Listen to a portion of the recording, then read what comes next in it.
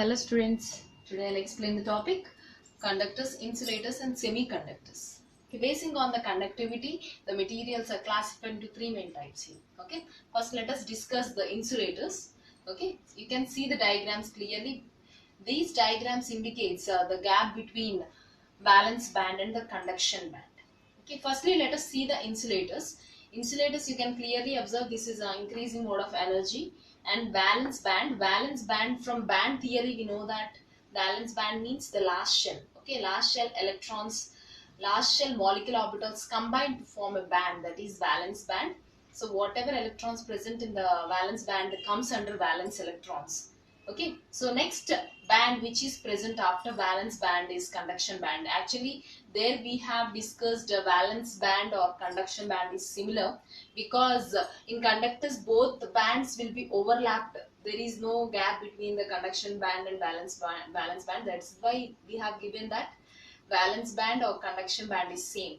Now you can see clearly the gap between the valence band and conduction band in insulators. Okay, in insulators, these are the materials which can't conduct the electricity easily. That means they won't conduct electricity. Why they can't conduct electricity? There is a large gap between valence band and the conduction band. This is a forbidden gap. Whatever band gap I told you, that is a forbidden gap. So now valence band consists of all paired electrons. All electrons are paired up and there is no movement of the unpaired electron. Actually for conduction of heat or conduction of electricity we require unpaired electron. Here there is no free movement of electrons. All electrons are paired up, so they can't move easily, and the gap between valence band and conduction band also large. So this, in order to promote the electrons from this band to that band, we require lot of energy. That energy we can't supply easily. Hence electrons cannot be promoted from valence band to conduction band. Best example I can give you wood. If you are taking wood or glass items, if you are passing electricity also, they won't conduct the electricity. So they are the examples of insulators. Okay. Now coming to the semiconductors. Semiconductors conduction is in between insulators and conductors. They are partial conductors. Okay. Actually at 0 degrees Kelvin temperature, they are insulators. They won't conduct any electricity. But when you are increasing temperature, the electrons from the valence band will promote to the conduction band so that they conduct electricity. You can see the gap between semiconductors. In semiconductors, you can see the gap clearly. Valence band and conduction band forbidden gap is very small, so that the electrons will be promoted from valence band to conduction band very easily. Okay. Best example I can give you germanium and silicon. Again the conductors, semiconductors are again classified into two main types. So this classification we can discuss again. Now let us see conductors. So in conductors there is no particular gap between valence band and the conduction band. So there is no gap means they can easily promote electrons. We don't need to supply any energy from outside. When you are applying electricity, immediately the electrons flow through the conductor easily. This is because there is no gap between valence band and the conduction band, and there is a great flow of electrons when compared to any other materials. So no need to apply any heat energy. They are the good conductors. Best example I can give you copper wire. So copper wire, whenever you are taking and supplying electricity, immediately it starts flowing electrons.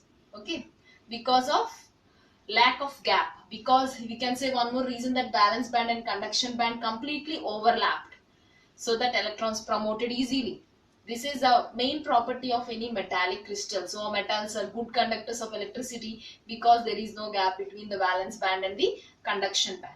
So this is the classification of materials based on the conductivity.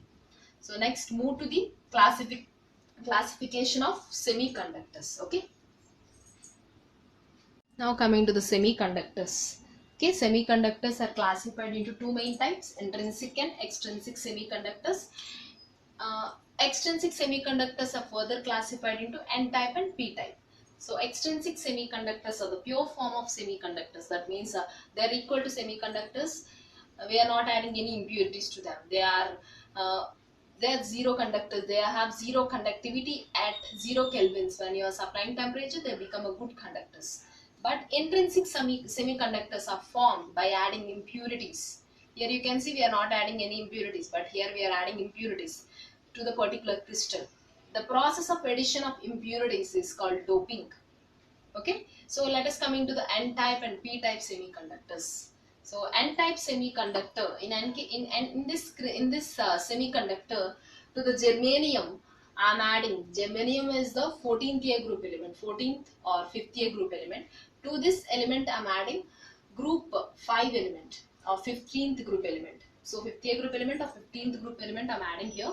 So germanium 14th or 4th year group element, which is having 32 atomic number. Valence is 4s2 4p2. So now you can see clearly around germanium there are 4 valence electrons. So between there is a bonding between two electrons are involved in the bonding. So if you are taking any germanium element, there will be 4 electrons around it. Okay, so I'm adding one element, arsenic, which is related to group 15. Arsenic atomic number 33, 4s2 4p3, one extra electron when compared to germanium. So around arsenic there will be 5 electrons. So 5 electrons, fifth electron is left in the crystal. This fifth electron which is left in the crystal is responsible for conducting electricity. So I told you already, unpaired electron is responsible for conduction of electricity. Okay, so fifth electron is responsible for conduction of electricity now. So that is the reason negative charge is responsible for conduction of electricity. That is the reason it is an N-type semiconductor. Okay, now coming to the P-type semiconductors. So to the same germanium crystal, to the same 14th group element or 5th year group element, I am adding 13th or 3rd year group element. 3rd year group element boron I am adding here. So 3rd year group means there will be valency 3. 4th year group means there is a valency 4. So around germanium again 4 electrons will be there. So 4 electrons all around germanium except boron. Boron valency 3, no? 5th atomic number 1s2 2s2 2p1. So valency 3, you can observe 3 electrons around boron. So still one more electron required for satisfying bond with germanium. So germanium always forms 4 bonds. So here one more electron is required. So in order to satisfy this one more electron, whatever positive empty orbital is there, that empty orbital is positive hole now. So this positive hole is filled by the next electron. Like that, again whenever there is a jumping electron here these become positive. This will be satisfied by the next electron. Again there will be positive hole here. Again this electron satisfy that. So continuous movement of the electron into the positive hole takes place. So now the electrical conductivity is taking place because of the presence of positive hole. That is the reason they are called as a P-type semiconductors. Okay, so N-type because of negative charge, P-type there is a because of presence of positive hole. So this is about semiconductors.